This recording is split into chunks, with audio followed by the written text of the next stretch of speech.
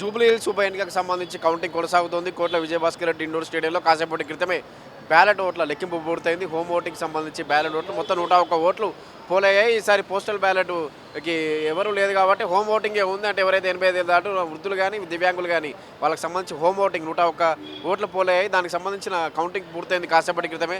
మొత్తం కాంగ్రెస్కి 39, బీఆర్ఎస్కి 36, బీజేపీకి 10 ఓట్లు వచ్చాయి.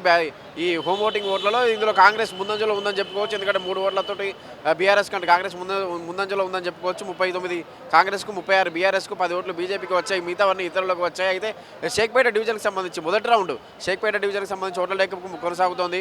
కాసేపటి క్రితం ప్రారంభమైంది షేక్పేట డివిజన్ సంబంధించి. అయితే ఒక్కో రౌండ్కి మొత్తం 10 రౌండ్లు, 10 రౌండ్లలో 10 ఓట్ల లెక్కింపు ఉంటుంది కాబట్టి మొత్తం ఒక్కో రౌండ్కి 40 నిమిషాలు పట్టే అవకాశం ఉంది. మధ్యాహ్నం 2 గంటల వరకు తుది ఫలితం వచ్చే అవకాశం ఉంటుంది. అయితే షేక్పేట డివిజన్కి సంబంధించి కాసేపటి క్రితమే కౌంటింగ్ ప్రారంభమైంది. మొత్తం 186 మంది సిబ్బంది పనిచేస్తున్నారు కౌంటింగ్ కోసం. మొత్తం 42 టేబుల్ ఏర్పాటు చేశారు.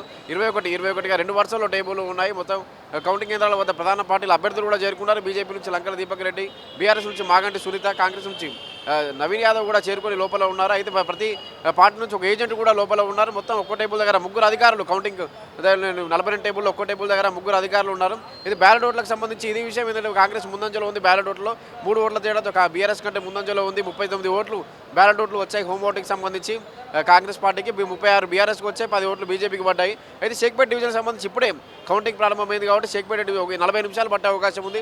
షేక్పేట డివిజన్కి సంబంధించి కౌంటింగ్ అంతా పూర్తి అయ్యేసరికి మొత్తం ఓవరాల్గా 10 రౌండ్లకు సంబంధించి కౌంటింగ్ పూర్తి అయ్యేసరికి చివరిగా ఎర్రగడ్డ డివిజన్ కౌంటింగ్ ఉంటుంది కాబట్టి 10 రౌండ్లకు సంబంధించి పూర్తి అయ్యేసరికి మధ్యాహ్నం 2 గంటల వరకు తుది ఫలితం ఖచ్చితంగా వచ్చే అవకాశం ఉంటుంది కూడా అధికారులు చెప్తున్నారు. ఇది ఓవరాల్గా చూస్తే బ్యాలెట్ ఓట్లలో కాంగ్రెస్ ప్రస్తుతానికి లీడంజలో ఉంది. కాంగ్రెస్ అభ్యర్థి నవీన్ యాదవ్ లీడ్లో ఉన్నారు. 39 ఓట్లు పడ్డాయి. బ్యాలెట్ ఓట్లు లీడ్లో ఉన్నారు. మాగంటి సునీత, దీపక్ రెడ్డి వెనుకబడ్డారు. ఇది ఇక్కడ పరిస్థితి. కెమెరామ్యాన్ తరుణ్తో వంశీ, పల్లవి టీవీ.